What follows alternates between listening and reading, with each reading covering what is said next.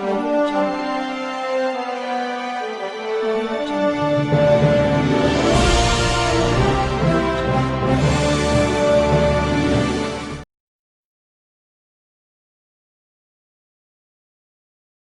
энэ удаагийн сэдв геометри оптик байна.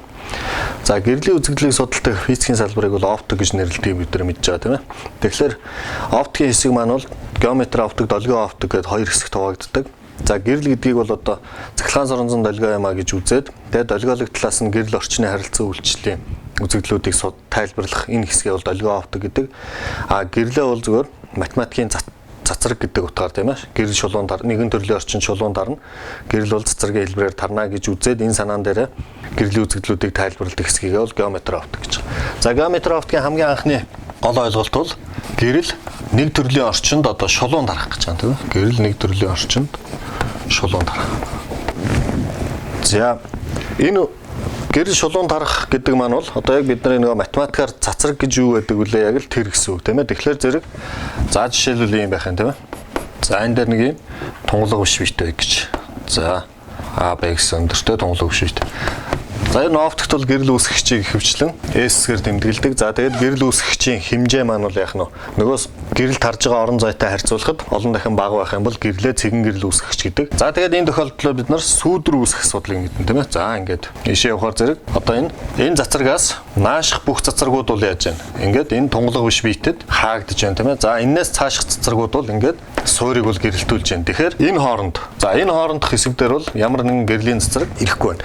А хэрвээ гэрэл шулуун тардаггүй байсан бол одоо S гэрэл үүсгчээс гараад тийм ээ. Ингээд одоо яа гэм мөрийгаад одоо бидний сүүдрийн мужид маань ямар нэгэн гэрлийн цацраг ирэх юм бол энд сүүдэр үүсэхгүй. Тэгэхээр энэ сүүдэр үүсэж байна гэдэг бол гэрэл шулуун тарж байгаагийн үндсэн баталгаа болдгоо гэж ингэж ярив. За тэгээд энэ гэрэл сүүдэр үүсгэхтэй холбоотой одоо тийм ээ битийн өндрийг олгох ч байдаг юм уу иймэрхүү бодлогууд бол тавигддаг. За энийг бол тухайн бодлогоос хамааруулаад зургаа гоё зураад тэгээд юу руу хувирах хөвөхөр геометрийн бодлого руу хувиргаж явдаг гэсэн үг. За хоёр дахь гол санаа бол гэрэл ойх хууль гэж байна. Гэрэл ойх. За гэрэл ойно гэдэг маань гэрэл хоёр орчны зааг дээр тусна гэж байна. За жишээлбэл ингээд энэний доод талд нэг юм за юу ч байдгийн дээ тийм ээ ширээний давтсан юу гэдэг нэг орчин байна. За энэний дээд талд юу вэ? Агаар байна гэж бодчих. Тэгэхээр гэрэл үүсгэгч маань энд байсан. Тэгэхээр гэрэл үүсгэгчээс гарсан гэрлийн цэцрэг явлаа ширээний гадаргуу дээр туслаач гэдэг юм уу тийм ээ. Тэгэхээр энэ гэрэл тарж явсан орчин маань агаар тэгээд гэрэл тусж байгаа энэ орчин маань одоо ширээний модон давтсан ч байсан гэдэг юм уу тийм ээ. За тэгэхээр энэ зэг дээр туслаа гэхэд бол яах нь агаар мод гэсэн хоёр орчны зааг болж гин гэсэн үг тийм ээ энэ гадаргуу маань. За ингээд гэрэл хоёр орчны зааг дээр тусаад буцаж нэгдүгээр орчинд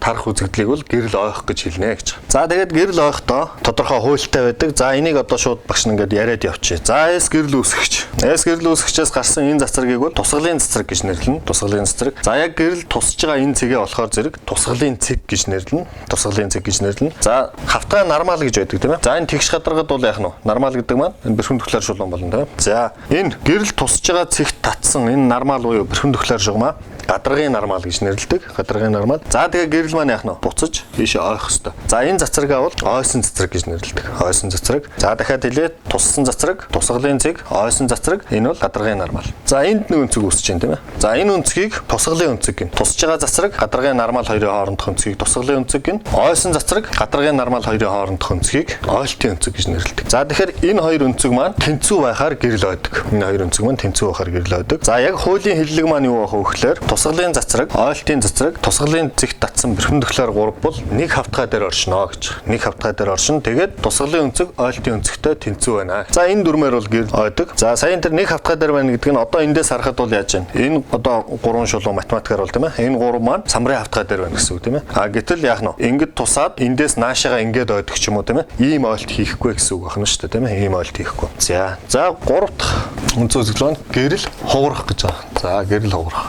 За гэрэл хугарах үзэгдлийг тайлбарлахын тулд орчны хугарлын илтгэгч гэдэг юмыг ярих хэрэгтэй болж байгаа. Тэгэхээр гэрэл маань бол яах нь? Хязгаарлагдмал хурдтай. Гэрэл маань хязгаарлагдмал хурдтай. С тэнцүү 300 мянган км/сек буюу 3-ыг үржүүлэх нь 18 зэрэгт м/сек вакуум буюу агаарт ингэж тарна. За бусад орчинд бол яах нь? Энээс бага хурдтай. Тэгэхээр гэрэл бол хамгийн ихтэй бол яах нь? С хурдтай тардаг. Тэгээд бусад тунгалаг орчинд энээс бага хурдтай тардаг. За тэгэхээр тэр бусад орчинд тарж байгаа хурдыг Б-гээр тэмдэглэж юм бол С-г Б-д хуваасан энэ харьцаагаар илэрхийлэгдэх хэмжигт түүнийг бол бол тухайн орчны хугарлын илтгэгч гэж нэрлэдэг. Тухайн орчны хугарлын илтгэгч. За тэгэхээр энэ хэмжигдэхүүн маань бол яах нь? Ямагт нэгээс их тоо байна. Нэгээс их тоо байна. Тэгээд физик утга санаа нь бол яах нь? Тухайн орчинд гэрэл вакуум тархаас хэд дахин удаан тарж байна вэ гэдгийг илэрхийлэх нэ.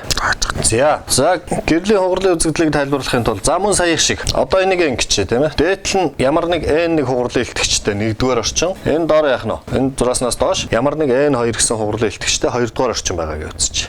За тэгээд яг гэрэл үүсгэгчээс гарсан гэрлийн цэцрэг явлаа. За энэ бол яг түрүү чихээр юу гэж нэрлэгдэх вэ? Тусгалын цэцрэг гэж нэрлэгдэнэ. За энэ цэг маань тусгалын цэг гэж нэрлэгдэнэ. За энэ маань гадаргын нормал болно. За тэгвэл хугарлын үзэгдэл гэж юу хэлэх вэ гэхээр хоёр орчны зааг дээр гэрлийн цэцрэг тусаад 2-р орчин руу чиглэлээ өөрчлөн тархах үзэгдлийг гэрлийн хугарал гэж байгаа маа. Гэрлийн хугарал гэж. За тэгэхээр хэрвээ чиглэлээ өөрчилдөггүй байсан бол за энэ тасархай жигмын дагуу явах хэрэгтэй тийм ээ. Энэ тасархай жигмын дагуу. Тэгэхээр чиглэлээ өөрчлөн гэхээр хоёр боломж байна тийм ээ. За нэгдүгээрт бол гэрэл энэ одоо нормал татсан тийм ээ. Нормал руугаа яаж байна? Ойртож хугарч болж байна тийм ээ. За энийг нэгдүгээр боломж гэж.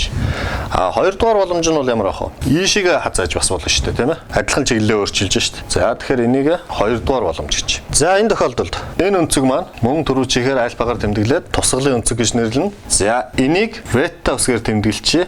За энэ өнцгөө бол юу гэж нэрлэх вэ? Хугарлын өнцөг гэж нэрлэнэ. За нөгөө тохиолдолд бол яах вэ? Хоёрдугаар тохиолдолд хугарлын өнцөг гэдэг маань ийм болоо явчихж байна тийм ээ. За одоо яг энэ дээрээ эхлээд нэгдүгээр тохиолдол авч. За энэ тохиолдолд за мөн яг түрүү чих шиг тусгалын цацраг, гадаргын нормал, хугарлын цацраг 3 бол нэг хавтгай дээр оршино гэдэг өгүүлмэр биелэн одоо яг энэ зурган дээр бол яах нь самбарын хавтгай дээр байна. За үүнээс гадна энэ хугарлын илтгэгчтэй холбоотой ийм том ял гарч ирдэг. N1 синус альфа, N2 синус бета гэсэн. За үүнийг хугарлын хууль гэж нэрлэдэг. Үүнийг хугарлын хууль гэж нэрлэдэг. Арай өөрөөр хэлбэл синус альфыг хуваах нь синус бет нь яаж вэ? N2-ыг хуваах нь N1 болж байгаа. За энэ дээрээс харъя. Синус функц бол өсөх функц тийм ээ. Тэгэхээр альфа бол яаж вэ? Харьцангуй бетагаас их байгаа учраас синус альфыг синус бета хуваасан нь нэгээс их тоо гарах ёстой болж байна. Тэгвэл мөн энд адилхан n2-ыг n1-т харьцуулсан харьцаа маань нэгээс их тоо гарах ёстой буюу энэ дээрээс юу гэж хэлэх гэж байна вэ гэхээр n2 бол n1 гэж хэлэх гэж байна тийм ээ. n2 бол n1.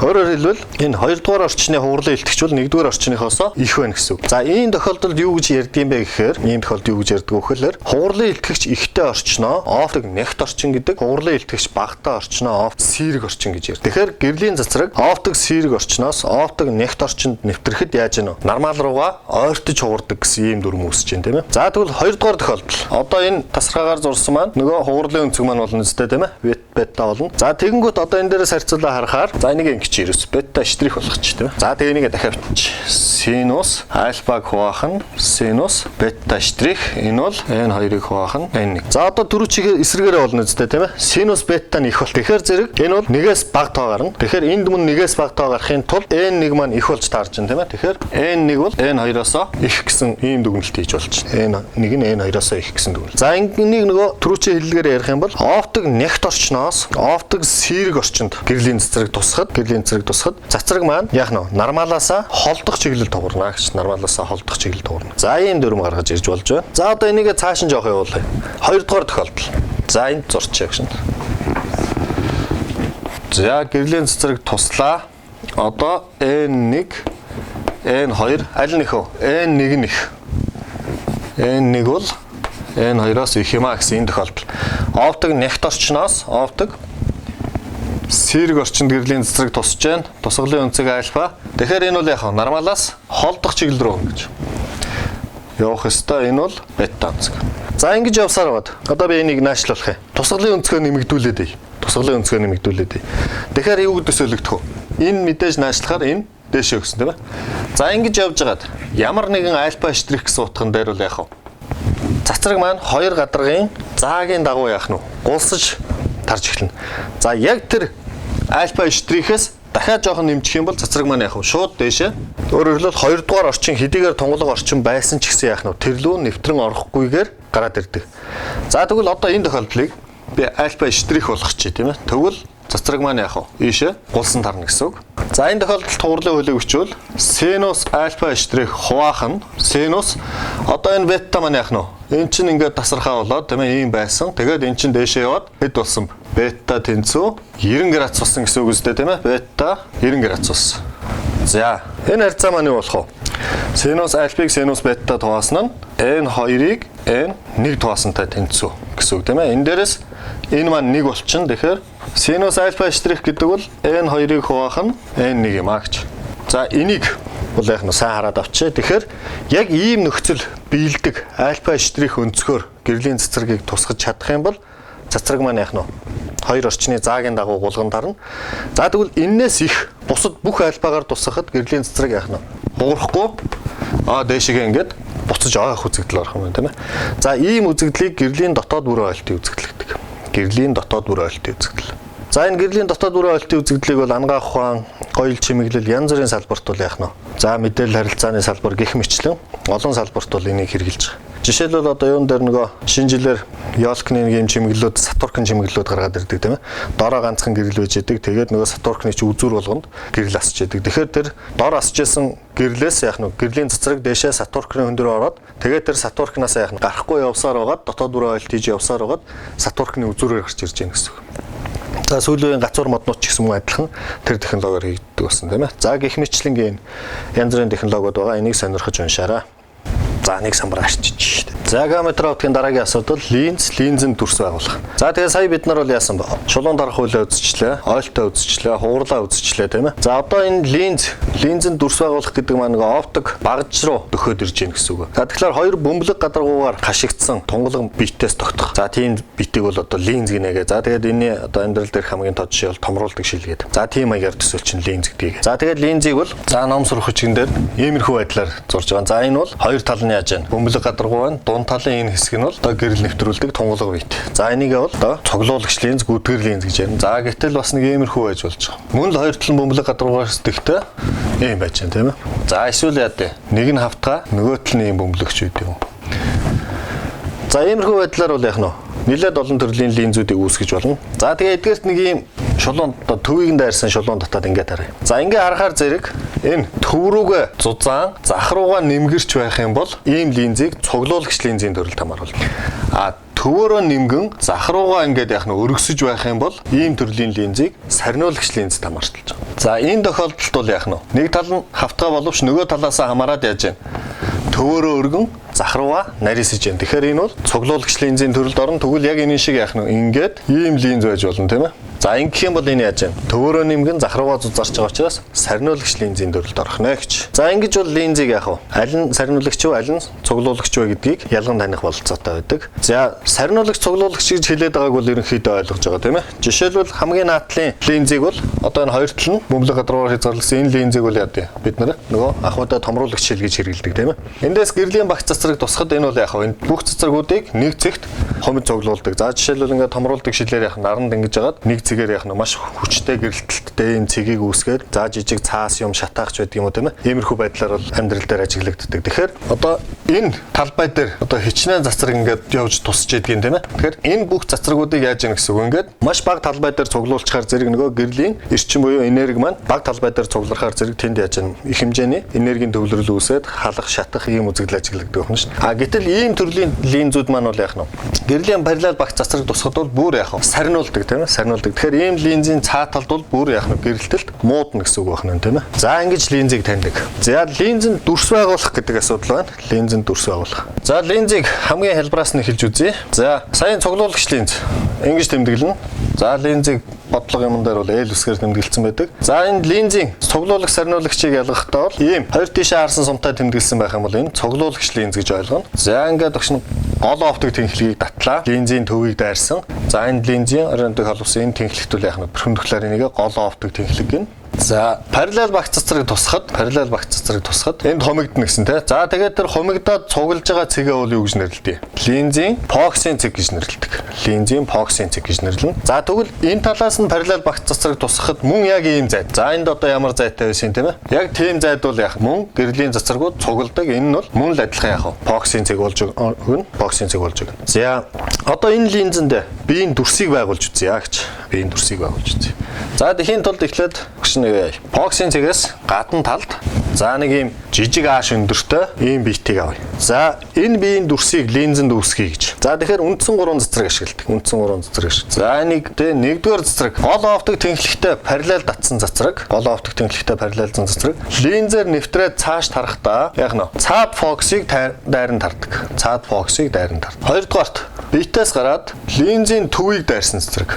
Линзийн төвийг дайрсан цэцрэг. Линзээр нэвтрээд цааш чиглэлээ өөрчлөхгүй тардаг. За 3 дугаар цэцрэг. Битээс гараад наад фокусыг дайрсан цэцрэг. Нөгөө бит талынхаа фокусыг дайрах нь тийм ээ. Наад фокусыг дайрсан цэцрэг. Линзээр нэвтрээд цааш яах нь гол оптик тэнхлэгтэй параллелаар тардаг.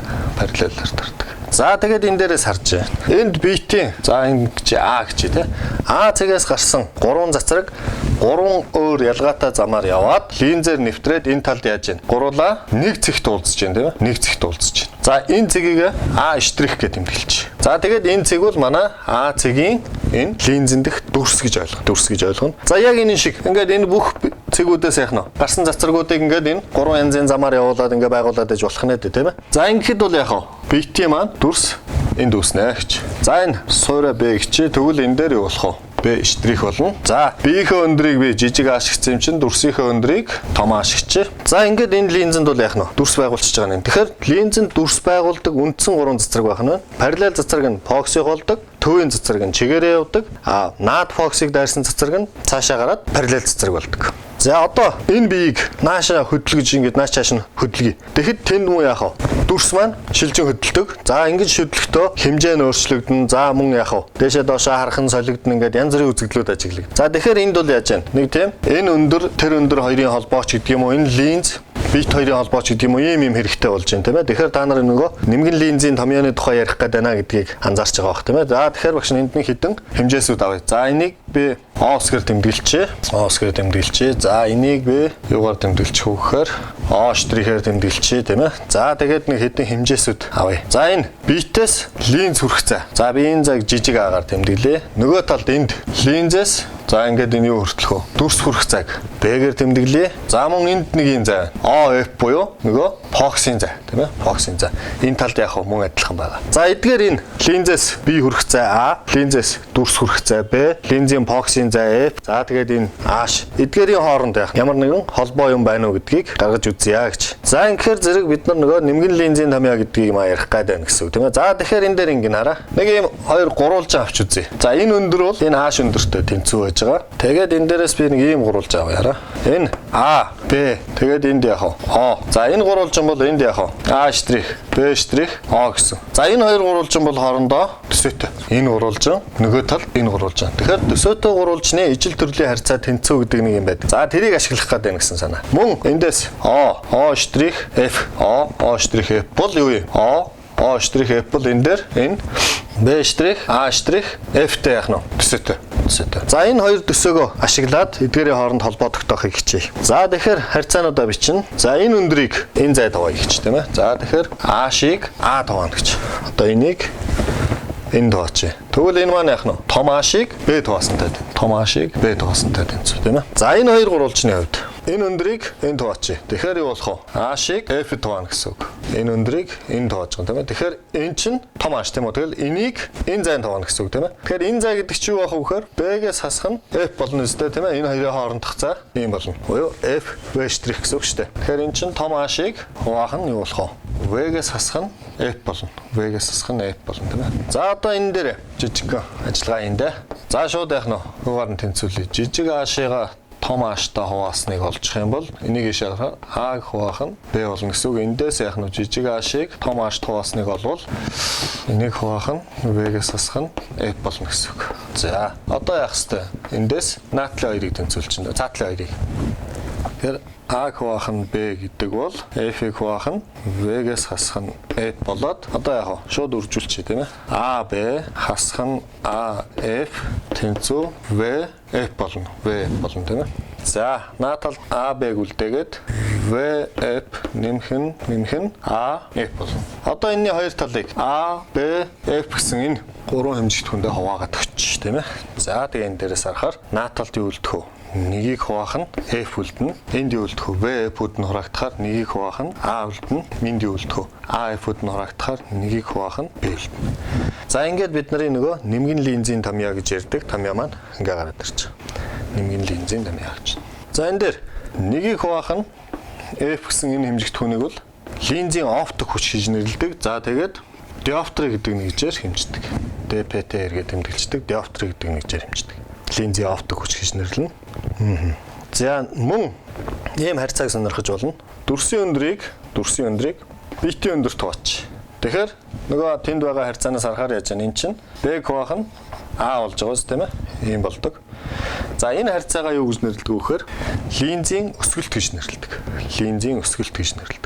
Линзийн өсгөлт гэж нэрлэдэг. Тэгэхээр линзийн өсгөлт маань хоёр янзаар илэрхийлэгдэх нэ тийм ээ?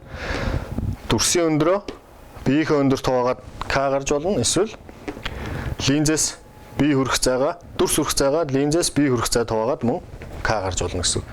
За энэ илэрхийлэл маань бол бодлогонд нэлээд хэрэглэгддэг шүү. За одоо эргээд зураг харъя. За зургийг хараад нэрлэх асуудал байна. Зургийг дүрсийг нэрлэх. За тэгэхээр дүрсийг нэрлэхдээ нэг 6 үгийн комбинац хэрэглэж нэрлэдэг. Дүрсийг нэрлэхдээ. За ямар юм баах вэ гэхээр нэгдүгээрт шууд эсвэл урвуу. За энэ хоёрын аль нэгээр нь нэрлэнэ. Шууд ба урвуу.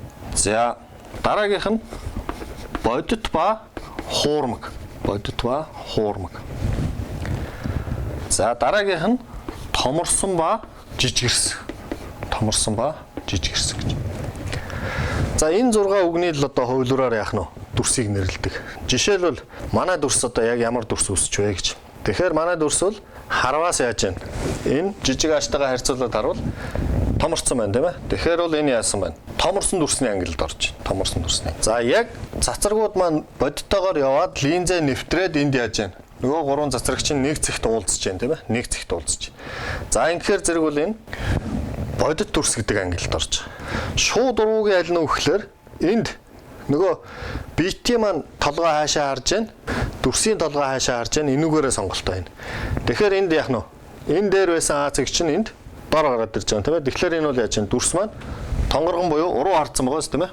Тэгэхээр энэ бол урвуу дүрс гэсэн үг. За тэгвэл одоо энэ дүрсийг нэрлэвэл юу гэж нэрлэх нь вэ? Урвуу, бодит, томорсон дүрс байна гэж нэрлэнэ гэсэн үг. Урвуу, бодит, томорсон дүрс байна гэж нэрлэнэ. За тэгээд бусад тохиолдол одоо энэ А зайгаа өөрчлөхөөр зэрэг яг одоо адилхан цуглуулагч линз байлаа гэхэд бол А зайгаа өөрчлөхөөр яах ёстой болох вэ? Нөгөө дүрс маань өөрчлөгдөж гарч ирнэ. За тэгээд энэ 6-гийн аль нэг 3-аар нь яах нь нэрлэгдэх ёстой болох нэ. За энэний арай нэг өөр тохиолдлыг авч үзье.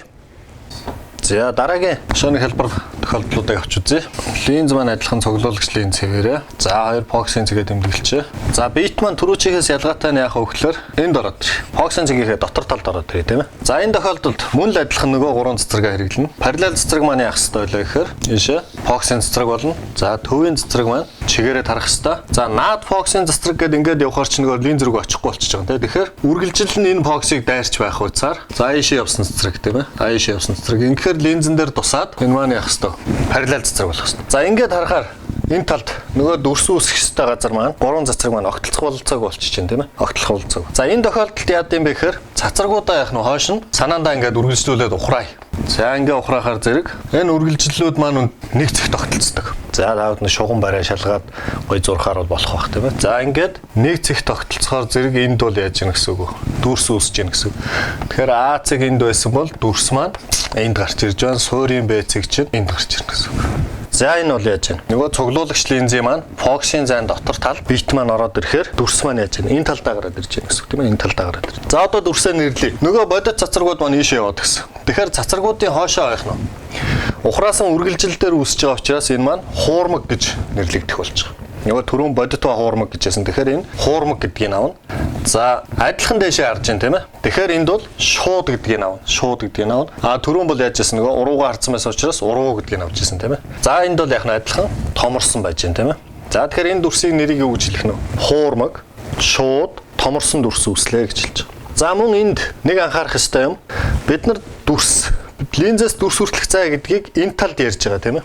Энэ талд ярьж байгаа. Гэтэл дүрс маань энэ А талд гараад ирсэн байж тийм ээ.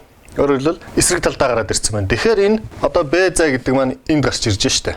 Линзээс дүрс хүртэлх цай гэдэг маань. Тэгэхээр энэ тохиолдолд нэмгэн линзийнхээ томьёон дээр Б тоог тооцохдоо яах вэ? Сөрөг тэмдэгтэйгээр тооцдог. Сөрөг тэмдэгтэйгээр. Тэгэхээр энэ томьёо маань нэгийг хуваах нь А, хасах нь нэгийг хуваах нь Б тэнцүү, нэгийг хуваах нь F гэсэн ийм хэлбэрт бичигдэнэ. За энийг анхаарах хэрэгтэй. Энд бета түрүү чинь түрүү энэ талд гарч ирсэн нэмэхээр тооцогдож ирсэн. Одоо бол яаж чинь наа талд гараад ирэхээр бета маань сөргөөр тооцогдох хэрэгтэй болж байна тийм ээ. За юм байна. За дараагийн тохиолдол сарниулагчлийн завч үзье. Параллел багц цацраг тусгахаар сарниулцдаг бүгдийг. Тэгээд сарнсан цацрагийг нь ухраагаад татахаар яах нь нэг зэгт цугладаг. Ийм линз авч үзье. Энийг бол сарниулагч линз буюу хөнкөр линз гэж нэрлэж байгаа тийм ээ. Хөнкөр линз. За тэгэхээр энэ талаас параллел багц явсан гэвэл миний талаас параллел багц явсан гэвэл линзийн цааталт бол сарнил үүсгэнэ тийм ээ. Тэдгэрийг буцаагаад татахаар энд бол яаж байна? Нэг зэгт цугладаг гэж байна. За тэгвэл энэ цэгийг сарниулагч линзийн хуурмаг фокус гэж нэрлэж байгаа. Сарниулагч линзийн хуурмаг фокус. За тэгвэл яг адилхан. Энэ талаас гэрлийн параллел багт тусгахаар наа талд сарнил өгнө тийм ээ. Тэгэхээр тэр сарнилсан цацрагуудыг ухраагаад татахаар яах нь вэ? Яг ийм зайд энд юу үүсэх вэ? Фокус үүснэ. За энийг мөн одоо сарниулагч линзийн хуурмаг фокус гэж нэрлэж байгаа. Хуурмаг фокус. За ийм линзэд дүрс яаж үүсэх вэ? За мөн түрүүчийн тохиолдлоор эхлээд яг боксын цэгийг гадна талд авъя. За мөн л адилхан яг л өмнөхтэй ижил яг параллел цэцрэг аавна. Энэ маань юу болох ёстой вэ гэхээр боксыг болох ёстой гэдээ ийшээ явах уу? Үгүй тийм ээ. Эндээс сарних ёстой. Сарнсан цэцрэг чинь харин яаж сарних юм бэ гэхээр яг энэ боксын цэгээс гарсан юм шиг ийм чиглэлээр сарних ёстой. За дараагийн цэцрэг төвийн цэцрэг тийм ээ. Төвийн цэцрэг бол чигээ өөрчлөхгүй гэж байна тийм ээ. Төвийн цэцрэг бол чигээ өөрчлөхгүй. За тэгэхээр зөвхөн энэ хоёрыг харахад ойлгомжтой болчихно тийм ээ. Энэ хоёрыг харахад энд хизээч уулзахааргүй болчлоо. Тэгэхээр энэ төвийн цэцрэг энэ нөгөө цаашаа сарниж байгаа цэцрэгийн хоошоо ухраасан үргэлжил хоёрын огтлол энэ зэг дээр бол яах нь дүрс үүсэж магадгүй байна гэсэн ийм анхны таамаг хийж байна тийм ээ. За дараагийнх нь яах вэ гэхээр фокусын цэцрэг. Өөрөөр хэлбэл фокусын цэцрэг гэдэг чинь нөгөө биднийхээ харуул хуурмаг фокус болчихж байгаа ш. Тэгэхээр энэ наадлих биш. Наад фокус гэдэг чинь цаад фокус гэсэн үг болно те. Тэгэхээр эндээс гараад хаашаа чиглэж гэнэ гэсэн үг. Энэ фокусыг дайрах чиглэлтэй явсан цэцрэг линзэн дээр тусахад яах нь нөгөө параллел цэцрэг маань үүснэ гэсэн үг тийм. Тэгэхээр одоо энэ параллел цэцрэг яах вэ? Ухраагаад татахад мөн нөгөө түрүүчийн цэг дээр чи ирж явах хэрэгтэй. За ингээд гурван замаар явсан цэцрэгийн хоёрыг нь ухраасан цэцрэг нэг нь шууд өөрөө тийм ээ. За ингээд энэ гурван маань энд тогтолцож байгаа учраас энэ бол юу болж таарч байна? Битийн дүрс болж таарч байна. Тэгвэл энэ дээр А', энд Б, энэ бол Б'. За энэ маань юу болсон? Сарниулагч линзэнд дүрс байгуулах гэдэг юм болж байна тийм ээ. Сарниулагч линзэнд дүрс байгуулах. За сарниулагч линзийн тохиолдолд яах вэ гэхээр фокус маань өөрөө хуурмаг болчихж байгаа. Фокус маань хуурмаг. Тэгэхээр фокус маань өөрөө сөрөг тэмдэг авна. За мөн яах вэ? Энэ талд би юу байна? Дүрс энэ талд байх байтал наа талд гараад ирсэн хуурмаг дүрс үүссэн тийм ээ. Тэгэхээр дахиад линзийнхээ томьёог анхаарах хэрэгтэй болж байна. Одоо бүр яана гэсэн үг вэ? Энд хасахтай бичигдэнэ гэсэн үг байна шүү дээ. Яагаад вэ? Фокус маань хуурмаг болчихж байгаа. За тэгэхээр ийм тохиолдолд нэмгэн линзийн томьёог тэм хэлбэрт бичиж хэрэглэнэ. Дүрс маань яаж вэ? Хуурмаг, шууд, жижигэрсэн. За дараагийн тохиолдол арай өөр тохиолдол авч үзье. За одоо бит маань яах вэ? Фокусыгаа дотор ороод ирэй гэж байна. Параллел цэцрэг явлаа. Энэ яах ёстой вэ гэхээр яг эндээс гарсан юм шиг ийшээгээ сарних ёстой тийм ээ. Ийшээгээ сарних ёстой. За төвийн цэцрэг маань яах вэ? Чигээ өөрчлөхгүй явах ёстой. За эндээс татахаар зэрэг бол энэ маань бол яг нөгөө энэ фокусыг дайрах чиглэлтэй явсан цэцрэг маань ийшээ яваад энд яг параллел цэцрэг гарч ирнэ. За энийг ухраагаад татахаар энд гарч ирнэ. За ингээд энэ дээр юу үүсэж байна? Дүрс маань үүсэж байна тийм ээ. За энэ дээр А Б байсан бол энд за штрих Б штрих. Энэ ч А нөгөө тийм. Тэгэхээр энд А штрих энэ дээр Б штрих. За ингээд тодруулаа харуул харагдах байхаа тийм ээ. За дүрс юу болов? Шууд, хуурмаг, жижигэрсэн. За линзийн томьёо маань мөн адилхан яах вэ? Яг л энэгээр хэрэглэгдэнэ. А тоовол хизээч яах вэ? Тэгээс бага байна гэж байхгүй. Ягаад гэвэл чи линзийнхээ аль нэг талд биетэй байрлуулна тийм ээ. За юм байна. За одоо толинд дүрс хэрхэн байгуулах вэ гэдгийг авч үзье. За бөмбөлөг толь. За бөмбөлөг толийг дотор нь хоёр ангилнаа. За ингээд радиустай бөмбөлөг гадаргуу байж байна. Энэний гадна тал нь бол яах нь толин биш. Энэ дотор талын хэсэг нь толин байна. За ийм толийг хөнкөр толь гэж нэрлэдэг. Хөнкөр толь. За мөн линзтэй адилхан яах нь болоо оптик тэнхлэг зурагдана. За тэгээд энэ маань өөрөө бөмбөлөг гадаргуу гэж байгаа учраас яах вэ? Энэ бөмбөлөг гадаргуугийн өөрийнх нь төв гэж байна тийм ээ. Бөмбөлгийн төв гэж байна. За одоо энэ талаас параллел багц цацраг тусгахад мэдээж дутагш анч яах вэ? Хумигдож байна тийм ээ. За ойсон цацрагууд бүгдээрээ яах нь нэг цэг цугл. За энэ цуглаж байгаа цэгийг бол хөнкөр толны фокус гэж нэрлэдэг. Хөнкөр толны фокус гэж нэрлэнэ. За энэ цэг ямар онцлогтой байх вэ гэхээр за би энийг O' гэчээ. Тэгвэл O' гэдэг чинь нөгөө морилтын радиус маань болно шүү дээ тийм ээ. F O' гэдэг чинь болох фокусын зай болж байгаа юм тийм ээ. Тэгэхээр энэ бол ямар болох вэ? Фокусын зай гэдэг маань радиусыг хуваах нь 2 гэдэг. Морилтын радиусын хагастай тэнцвэр гэж хөнкөр толны фокусын зай. За ийм толинд дүрс байгуулнаа. За Битийг барилууллаа. За энэ бол яах вэ гэхээр мөн л яах вэ? Линзтэй адилхан. Нөгөө гурван цэцэргээ хэрэглэнэ. Параллел цэцэрэг юу болох ёстой вэ гэхээр агаад фоксын цэцэрэг болох ёстой. Фоксын цэцэрэг маань яах вэ? Наад фокс тийм ээ. Линзээр бол одоо. Фоксыг дайрсан цэцэрэг маань яах ёстой? Параллел цэцэрэг болох ёстой. За тэгээд одоо харьцангуй туршлагатай болсон учраас энэ хоёр цэцэрэгийг зураад болоо те. Ингэж төвийн цэцэрэг татчихвол. За тэрийг татхаа болчих. Шууд ингэж тийм ээ. За А, Б. Тэгвэл энэ дээр яах вэ? А', Б'. За ингэж дүрсээ байгуулчихж байгаа нь. Нэрлэе тийм ээ. Урвуу. Тэгээд хэмжээг нь харах юм бол томорсон. Тэгээд шууд ойсон цэцэргүүд дээр байгуулагдаж байгаа учраас энэ маань бодит. Тэгэхээр урвуу, бодит, томорсон дүрс байна гэж. За юуны хувьд толиноос бит хүрэх цай А, толиноос дүрс хүрэх цай Б. Тэгэхээр нэгийг хуваах нь А, нэмэх нь нэгийг хуваах нь Б. Энэ бол яаж таарч байна? Нэгийг хуваах нь F. Нөгөө талаас нэг ийм юм нэмэгдэж орж ирж байгаа. Нөгөө фоксын зай гэдэг чинь араад усын хагастай тэнцүү гэдгээс энэ гишүүн нэмэгдэж орж ирж болно гэж. Мөрөлтэй араад ус. Бөмбөлөг гадаргуугийн мөрөлтэй араад ус. За дараагийн гадаргуу ийм байна. Ингээд энэ тал нь толин биш. За ийм толийг гүдгэр тол гэж нэрлэдэг. За энэ дээр зааголоо оптик тэнхлэг татагдана. За энэ толны ороо. Мэдээж энэ талд яах вэ? Нөгөө төв маань бөмбөлөг гадаргуугийн төв маань зурагдах хэвээр. За одоо толин хэсэг нь нааталд байгаа учраас эндээс параллел багц явна. Параллел цацраг дуусгахад энд яах вэ? Мэдээж одоо ингээд сарны нүстэй тийм ээ. Туслаа, сарнилаа. За яг энэ үед яах вэ? Цацрагуудын хойш нь ухраагаа татвал түрүүчиг шиг араад усын хагас дээр цацрагууд маань уулзна. За энэ цэгийг болохоор гүдгэр толны хуурмаг фокус гэж. Яагаад вэ? Туслаа цацрагууд чинь сарнаа явцсан тийм ээ. Тэд нарыг буцаагаад татахаар энэ дээр ирж байгаа тийм ээ. За юм бол. За ийм толинд дүрс байгуулахад яах вэ? Бит. За юугаа татах вэ? Параллел цацрагаа татна. Параллел цацраг фокусыг дэшээ явах уу? Үгүй тийм ээ. Толийг нэвтрэхгүй шүү дээ. Тэгэхээр яг эндээс гарсан юм шиг ийшээгээ ингэж яах нь вэ? Сарних нь тийм ээ. Ийшээгээ сарнах гэсэн. Одоо фоксын цэцэрэг гэдэг чинь энэ лүү чиглэл татагдана гэсэн үг тийм ээ. За энийг яг ингээд нэг цархаагаар зураад харъя. За ийм маягтай ингээд явна гэсэн үг. Тэгэхээр ингэж зурагдах нь байна. Энэ. За энэ фоксыг чиглээд явж байсан цэцэрэг маань яах ёстой? Толинд тусаад ийшээгээ параллел цэцэрэг болж авах ёстой. За одоо энийг яах вэ? Ийш нухраагаа татчихаар нөгөө хоёр цэцэргийн үргэлжил маань энэ зэг дээр огтлсож байна тийм ээ. Тэгэхээр энэ бол юу болж таарч байна? BT маань дүрс болж таарч байна гэсэн үг. За А, Б байвал энд юу болох нь? А', Б' болох нэ. За энийг харъя. Жижигэрсэн байна, шууд байна. Тэгээд үргэлжилтээр гарч байгаа учраас хуурмаг. За дүрсийг нэрлэхийн тухайд бол саяхаар тийм ээ. Шууд, жижигэрсэн, хуурмаг дүрс үүслээ гэж ингэж нэрлэв. За тэгээд энэ зайг өөрчлөхөд бол ерөнхийдөө энэ шин чанар бол яах нь? Яг хадгалагдаад явдаг. За ингээ холдууллаа гэж төсөөлөхөд бол яах вэ? Энэ явдгаараа явна. Очоод эндээс энэ явдгаараа явна тийм ээ. Энэ холдуулахад нөгөө энэ цацрагийн маань даялал өөрчлөгдөж байгаа зү тийм ээ. Энэ лүү явсан даялал маань л өөрчлөгдөж. Дандаа энэ хавьд яах нь? Шууд дүрс үүсдэг. Харин энэ толны хувьд битээ ийш нь яах вэ? Фоксын зайн дотор оруулаад ирэхэд дүрс маань яад юм байна уу? Энд эргэж шууд дүрс үүсдэг. За тэр байгуулалтыг өөрснөө хийгээд үзээрэй за. За ингээд бөмбөлөг толин дээр бол яах нь хоёр тохиолдол байна. Дүрсийг нэрлэхэд бол энэ талд бол яаж байна? Дандаа шууд жижигэрсэн хуурмаг дүрс үүсэх болж байна. За энд бол харин дүрс уруу үүснэ, шууд үүснэ. Харин бодит байж байна тийм ээ. За тэгээд хуурмаг болж болно тийм ээ. За ийм болно. Энэ дээр бол томьёо маань яах хэвээр. Нөгөө хуурмаг фокус гэж байгаа учраас сөрөг тэмдэгтэй бичигдэнэ гэсэн үг томьёон дээр. За мөрөлтэй араад ус гэдэг байгаа бол ойлгож байгаа тийм ээ. Энэ гэсэн үг шүү дээ тийм ээ. Энэ бөмбөлөг гадаргуугийн. За энэ дээр бол одоо хөвөөс энэ хүрэх цай. За толин дээр ийм хоёр тохиолдол байна.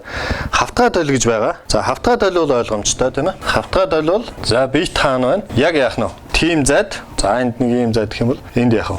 Дүрс үүсдэг. За тэгээд энэ дээр бол яаж байна? Битийн өндөр аашгүй дүрсийн өндөр мөн адилхан ааш байна. За харин хавтгай толин дээр энэ нааталд ерөөсөө дүрс үүсдэггүй учраас хавтгай толины дүрс бол ямагтай хуурмаг байдаг. За энийг анхаарах хэрэгтэй. Тэгээд бит наашаа явахад бол дүрс цаашаа явна. Бит ийшээ явахад бол дүрс өдөөс нь явна тийм ээ. За ингээд толины хэсгийг дуусгачих.